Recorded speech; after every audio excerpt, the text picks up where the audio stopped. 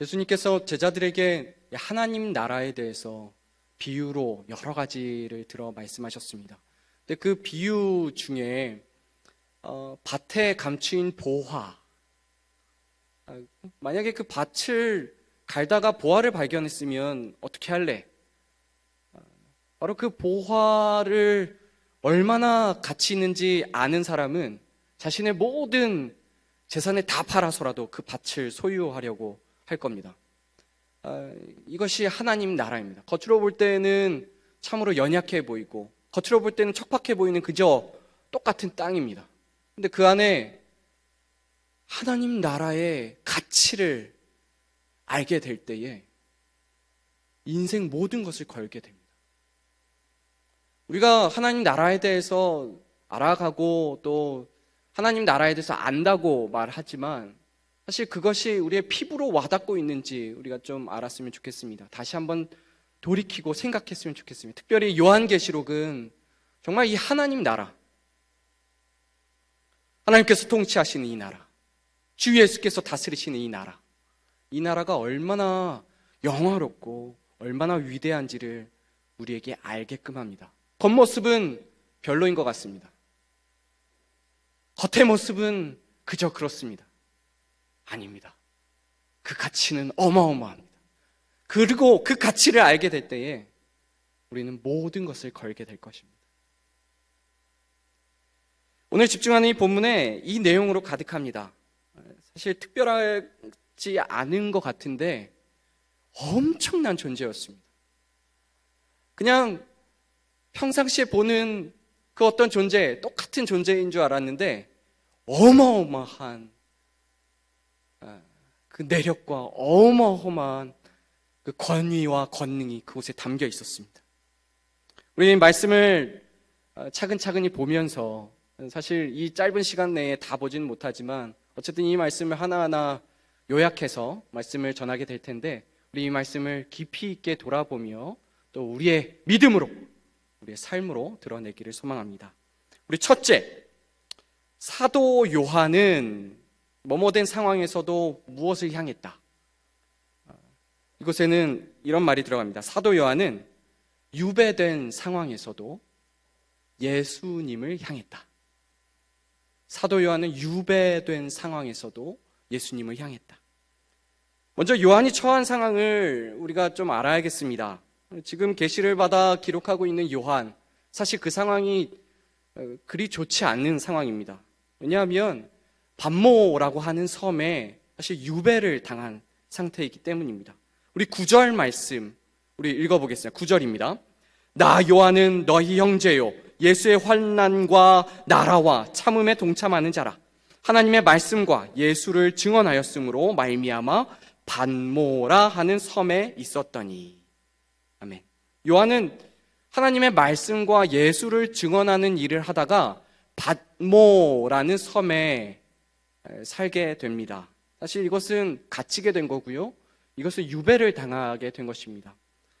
이 파트모스라고 하는 섬은 에베소에서 사실 약 60km 정도 떨어진 이 섬인데 에베소 지역에서 사역했을 것으로 우리가 추측하는 그 요한의 사역. 근데 이 요한이 열심히 하나님의 말씀과 이 예수 그리스도를 온전히 증언하는 일을 열심히 했습니다. 어느 정도 했을까? 사실 그의 사역의 모습을 보면 요한복음 썼지요. 요한 1서, 2서, 3서를 썼죠. 그 내용만 하더라도 어마어마하게 방대한 내용이 담겨 있습니다. 우리 요즘에 요한복음 보고 있지만 보고 또 보아도 마르지 않는 샘처럼 솟아나지 않습니까? 엄청난 증언의 말씀을 요한이 했습니다. 그리고 또 요한은 매우 오래 살았을 것으로 우리가 알고 있습니다. 오랜 시간 많은 사역을 하면서 많은 사람들을 만나면서 요한은 하나님의 말씀과 예수 그리스도를 증언하는 사역을 행했습니다. 에베소 그 지역에서도 이 복음 증거 사역은, 예수 증언 사역은 그리 쉽지 않았을 것입니다. 그러나 쉽지 않은 상황을 뛰어넘어 이제는 완전히 막혀버린 듯한 상태가 되었습니다. 반모, 이 섬은 사실 무인도는 아닙니다만 그럼에도 도시보다 당연히 척박할 수밖에 없고 그를 아는 사람 없고 외로이 홀로 있을 수밖에 없습니다. 홀로 덩그러니 떨어진 상태, 정말 메말라 가고 있는 요한의 모습, 정말 어렵고 힘들고 아프고 정말 떨리는 이 상황. 그런데 이 상황에서 요한은 예수님을 바라봅니다. 요한은 예배합니다. 우리 10절 상반절 말씀을 봅니다. 10절입니다. 주의 날에 내가 성령에 감동되어. 여기 주의 날이라는 표현이 특별합니다.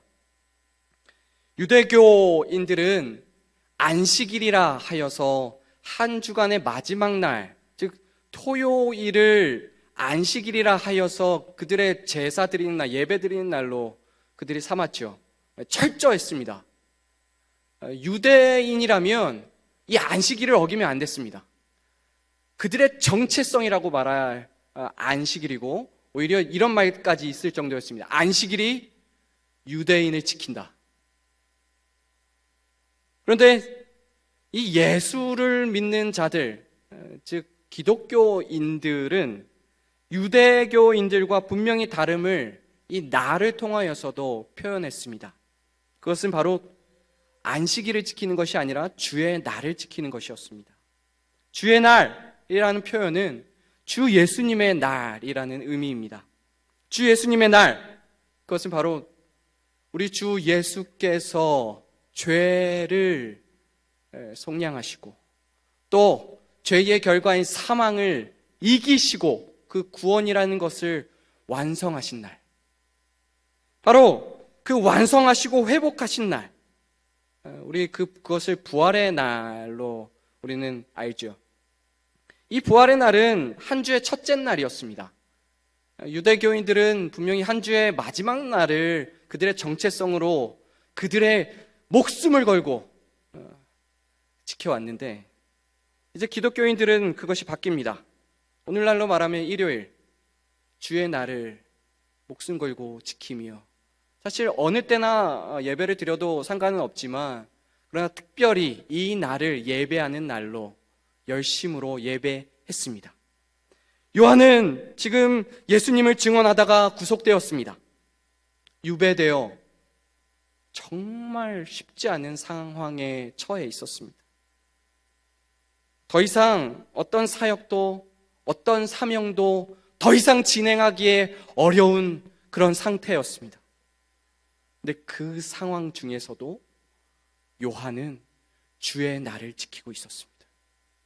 상황도 안 되고 상태도 안 되고 시간도 그리고 육신의 상태도 쉽지 않은 때였습니다. 그러나 그것과 상관없이 요한은 주 예수님을 바라봅니다. 주님을 깊게 생각합니다. 주님께 감사합니다. 주님의 뜻을 상기합니다. 그리고 고백합니다. 그리고 이렇게 엎드려 예배합니다. 척박한 상황 중에도 예배하며 정말 예수님을 향하니 성령 가운데 거할 수밖에 없습니다.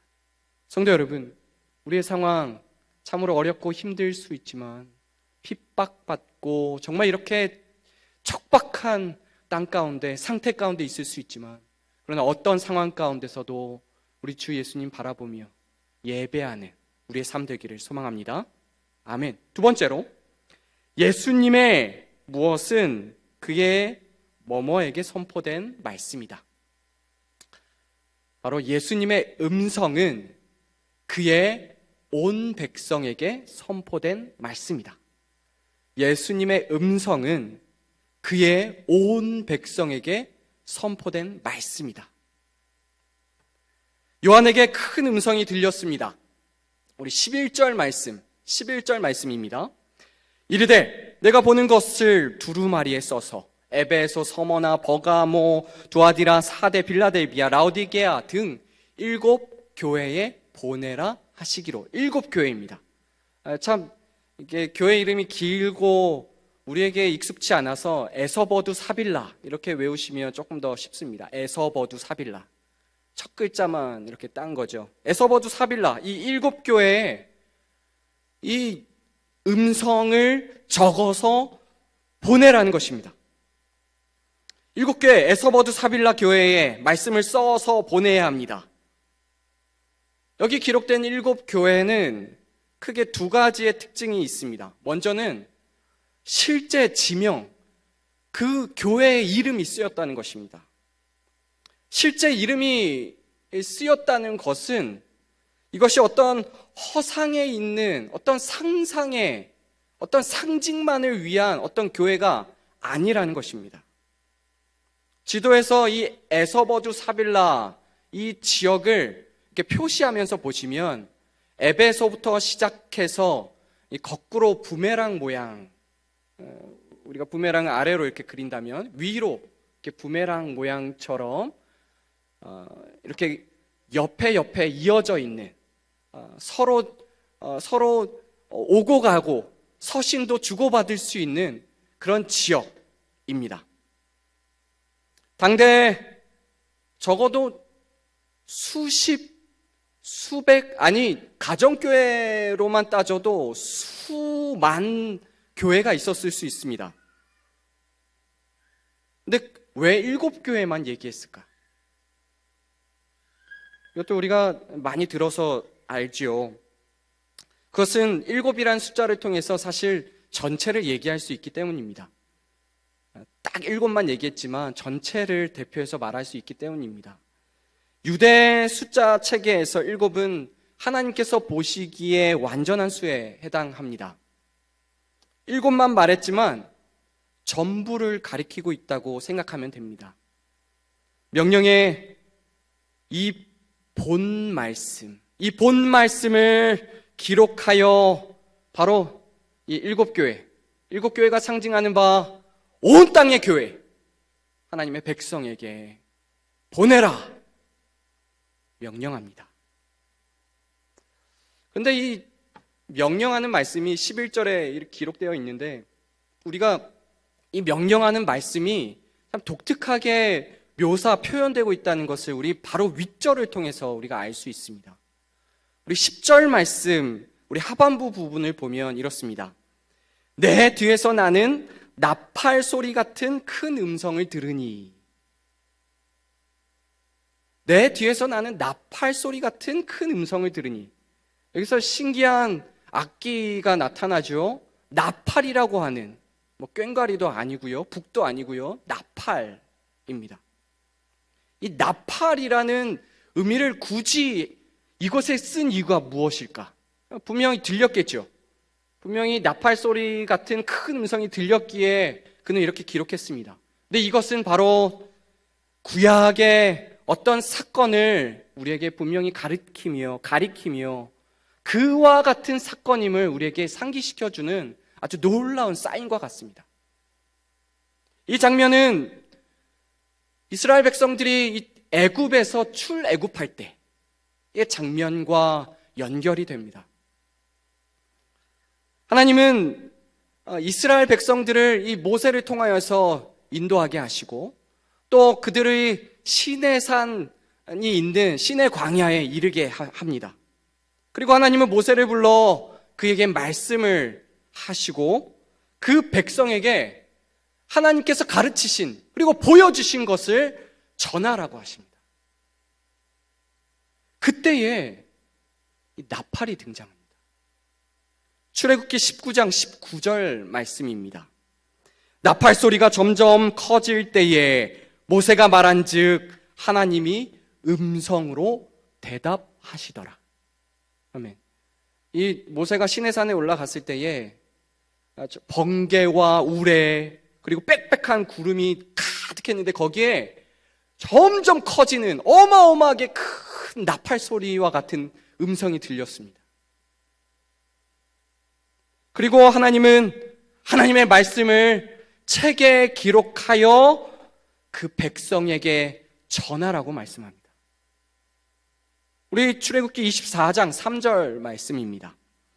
모세가 와서 여호와의 모든 말씀과 그의 모든 율례를 백성에게 전하매 그들이 한 소리로 응답하여 이르되 여호와께서 말씀하신 모든 것을 우리가 준행하리이다.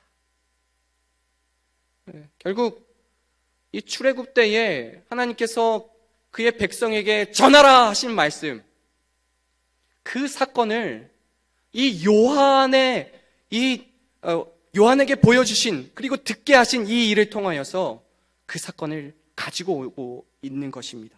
하나님은 모세를 통해서 그의 백성에게 반드시 알아야 할 것, 그리고 그의 백성이 반드시 순종하며 살아야 할 것, 그 하나님의 위대한 말씀을 전하게 하셨습니다.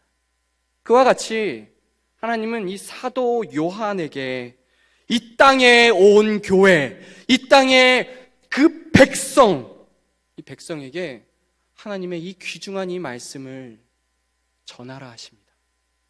바로 이 7교회로 표현되는 온 땅의 교회, 하나님의 백성 말입니다. 이 땅에 살아가는 백성들아, 내 말을 들어라. 우리 7교회만 속하는 것이 아닙니다. 지금 그리고 그때 당시에 있었던 성도들에게만 말씀하는 것이 아닙니다. 우리들에게까지 동일하게 이 말씀은 전해집니다. 성도 여러분, 이 말씀에 우리 요한계시록, 모든 말씀이 당연히 위대하고 우리가 귀 기울여 하지만 이 계시록의 이 말씀을 더 철저히 알아야겠습니다. 바르게 알아야겠습니다. 그리고 바르게 믿고 우리가 알고 새기며 살아야 할 것입니다. 우리 세 번째로, 교회는 고난과 뭐뭐 중에 있지만 예수님의 뭐뭐 중에 있다. 바로 이 안에는 핍박 그리고 영광이라는 단어가 들어갑니다. 먼저는 교회는 고난과 핍박 중에 있습니다. 그러나 예수님의 영광 중에 있다는 것을 꼭 기억해야 합니다. 사도 요한은 너무나도 궁금했습니다. 그 나팔 소리 같은 큰 음성이 나는데 도대체 누가 말하고 있는 것인가? 도대체 그 음성의 주인이 누구인가? 그 음성의 발언이 누구인가? 하는 것입니다. 그래서 12절처럼 몸을 돌이켜서 그곳을 향합니다. 12절 말씀입니다. 몸을 돌이켜 나에게 말한 음성을 알아보려고 돌이킬 때에 7 금촛대를 보았는데, 몸을 돌이켜 그 음성의 주인을, 몸을 돌려서 보려고 합니다. 근데 그가 봤던 것이 음성의 주인이 아니고 뭐가 보이죠? 7 금촛대가 보입니다. 7 금촛대가 보입니다. 음성의 주인이 보이지 않습니다. 음성의 발언자가 보이지 않습니다. 바로 눈에 들어온 것은 7 금촛대였다는 것. 이거 너무너무 중요한 것입니다. 금촛대의 등잔대라고도 말하죠. 이 금촛대는 이 성막, 성전 안에, 특별히 이 성소에 위치하여 이 저녁부터 아침까지 그곳을 밝히는 성물이었습니다. 캄캄합니다. 성막 내부는 정말 이 휘장으로 그리고 천으로 된 여러 겹을 쌓기 때문에 아주 캄캄합니다. 근데 그 안에 이 7 금촛대가 위치하여 그곳을 환하게 비춰줍니다. 마치 정말 광활하게, 정말 어두컴컴한 그 우주, 그곳에 빛이 찬란하게 비치는 듯한 그 모습과 같습니다. 사실 이 촛대는 빛이신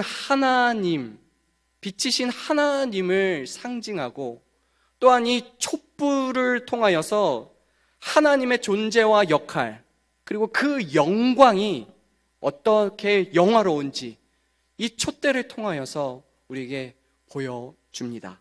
세상에 비치신 하나님, 이와 같다. 어둠을 밝히는, 또 그의 백성을 이끄는, 또 얼마나 영화로우시고 영광스러운 분이신가. 사실 촛대는 하나님의 그 영광을 다 담지 못합니다. 촛대는 상징일 수밖에 없습니다. 근데 이 촛대를 요한계시록 우리 1장에서 교회라고 말하고 있습니다. 우리 20절 맨 마지막 부분입니다. 7 촛대는 7 교회니라. 아까 에서버두 사빌라 이 7 교회를 얘기하며 온 땅의 교회를 얘기했는데, 이것이 또 7 촛대의 모습으로 이제 표현이 되고 있는 것입니다. 7 금촛대, 이 땅의 교회를 얘기하며 또 하나님의 백성을 가리킵니다. 요한이 그 음성이 크게 나서 그 음성의 발원지를, 그 음성의 주인을 보고자 했는데 그의 눈에 처음 들어왔던 것은 교회였습니다. 우리가 처음 보자마자 예수님을 봤을 것이다 생각하겠지만 처음에 본 것이 바로 교회였습니다. 말하는 사람, 음성의 주인이 먼저 보인 게 아니고 금촛대, 바로 이 온 땅의 교회, 하나님의 백성이 먼저 보인 것입니다. 그 이유는 바로 이것입니다. 교회 안에 예수님이 계시기 때문입니다. 교회 안에 또 이 교회를 예수님께서 거니시고 예수님께서 머리이시고 예수님께서 이 교회를 다스리시는 분이시기 때문입니다. 우리 13절 말씀 보겠습니다. 13절입니다. 촛대 사이에 인자 같은 이가 발에 끌리는 옷을 입고 가슴에 금띠를 띠고, 우리 뒷부분은 우리 다음 주에 더 깊이 있게 보겠지만, 우리 인자 같으신 이, 바로 이 예수 그리스도께서 어디에 계셨는가? 촛대 사이에 계셨다라는 것을 우리가 꼭 기억해야 할 것입니다. 이것은 우리에게 교회에 대한 엄청난 신비를 일깨워줍니다. 우리는 교회가 단순히 건물만을 의미하는 것 아니라는 것을 우리가 잘 인식하고 있습니다. 그러나 이 교회가 더 나아가 주 예수님의 진짜 몸이다. 그리고 주 예수님을 드러내는 존재다. 그리고 주 예수님의 영광을 가지고 있는 존재다 라는 것까지는 인식하지 못할 때가 너무나도 많습니다. 요한은 그가 본 촛대, 즉 교회 사이에서 그 음성이 들린 것을, 그 음성이 시작되었다는 것을 알게 되었습니다. 바로 교회에 주님의 영광이, 그리고 주님의 음성이 그곳에 있었다는 것을 알게 된 것입니다. 교회는 예수님의 영광을 지니고 있는 영화로운 공동체입니다. 또한 교회는 예수님의 음성을 지닌, 예수님의 음성이 선포되는 너무나도 귀중한 존재입니다. 교회를 통해서 그의 음성이 선포되고, 또 교회를 통해서 그의 영광이 세상에 드러납니다. 물론 교회가 가진 것들이 모두 전부는 아니겠지만, 우리 주님께서 가지신 것이 훨씬 더 크시지만 우리 주님은 교회를 그렇게 사용하십니다. 성도 여러분, 우리가 그 교회입니다. 우리는 예수께서 우리 안에 계시고 우리를 통치하시며, 예수께서 그의 영광이 찬란하게 빛나는 그 영광의 위대하심으로 우리 안에 거하십니다. 우리를 통하여서 예수님이 드러납니다. 우리를 통하여 세상은 예수님을 바라보게 됩니다. 예수님이 얼마나 위대하신지, 예수님이 얼마나 영화로우신 분이신지 세상이 알게 되는 것입니다. 성도 여러분, 우리의 정체성을 분명히 알기를 소망합니다. 금초대로서의 역할을 우리가 분명히 다해야 할 것입니다. 우리 마지막 네 번째로, 교회는, 화면 보여주세요. 네 번째로, 교회는 예수의 환난과 나라와 참음에 동참하는 자다. 당대 교회는 갖은 고생과 핍박으로 어려운 때였습니다. 어떻게 보면 이미 패배한 듯이 보일 수 있습니다. 그들의 지도자인 사도 요한은 잡혀갔습니다. 그러면 교회는 어떻게 보면 존립 위기에 처했을 수 있습니다. 그런데 하나님께서 요한에게 보여주시는 것은 주 예수 그리스도의 음성, 주 예수 그리스도의 영광이 여전히 이 교회에, 그리고 이 교회에 가득하게 있다는 것입니다. 부활하시고 승천하신 예수님, 한없이 멀리 있고 그리고 팔짱 끼고 구경만 하고 있을 것 같은데 사실 그렇지 않았습니다. 온 교회, 그의 백성 안에 그리스도께서 거하시고 또 그곳을 또 다스리시고 운행하고 계셨습니다. 우리가 그렇습니다. 내가 그렇습니다. 그의 영광을, 그의 음성을 드러내고 그의 통치를 받는 존재로 우리가 살아가는 것입니다. 앞에서 요한이 자신의 상태와 상황을 얘기하면서 이 표현을 했는데요. 이제서야 이 표현에 대한 의미를 더 크게 깊이 있게 알 수 있게 되었습니다. 이 9절 상반부 부분입니다. 나 요한은 너희 형제요, 예수의 환난과 나라와 참음에 동참하는 자라. 분명히 여기서 빠져도 될 만한 말이 예수의, 바로 이렇게 볼 수 있죠. 나 요한은 너희 형제요, 환난과 나라와 참음에 동참하는 자라. 그런데 빼지 않습니다. 아니, 빼면 안 됩니다. 왜냐하면 환난과 나라와 이 고난이 예수께 속해 있는 것이기 때문입니다. 현재 환난을 받으며 참음, 견딤을 행하고 있는 그것, 사실 예수님의 것이었습니다. 이 땅의 교회가 지금 당하고 있는 핍박, 어려움, 견딤을 행하고 있지만, 그러나 그것은 예수님으로부터 시작되고 또 예수님으로부터 시작된 것이 이 교회에 계속해서 이어지고 있는 것입니다. 이것이 예수님의 것이라고 분명히 말하고 있습니다. 예수의 환난과 나라와 견딤, 참음이다. 바로 일곱 금초대와 금초대 사이에 계신 이 인자 예수님과의 관계를 여기서 얘기하고 있는 것입니다. 교회는 예수님과 떨어져서는 결코 존재할 수가 없습니다.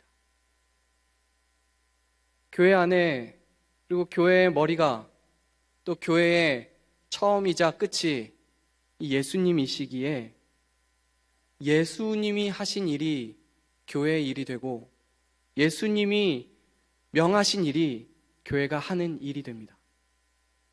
예수께서 명하신 것이 우리의 사명이 되는 것이죠.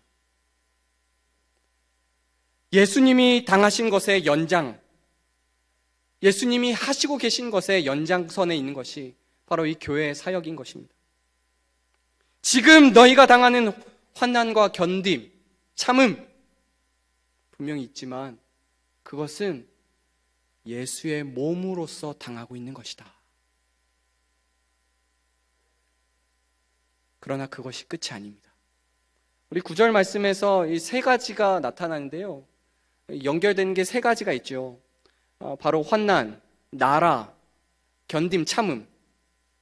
근데 특이한 게 나라라고 하는 말이 가운데에 들어가 있습니다. 사실 나라라고 하는 말을 이렇게도 표현할 수 있습니다. 통치, 다스림.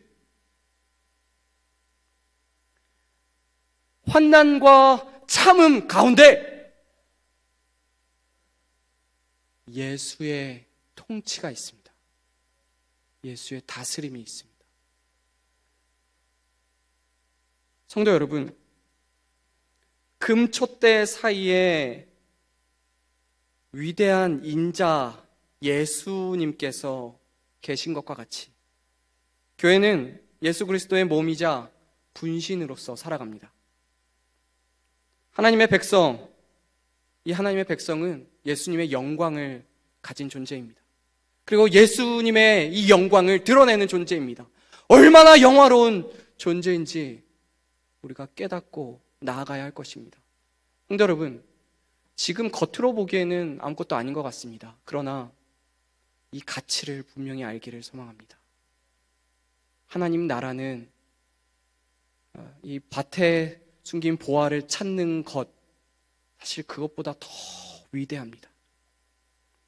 그 가치를 알 때에 우리의 사명과 우리의 정체성을 깨달아 우리가 이 땅에서 분명한 정체성으로 살아갈 수 있게 됩니다.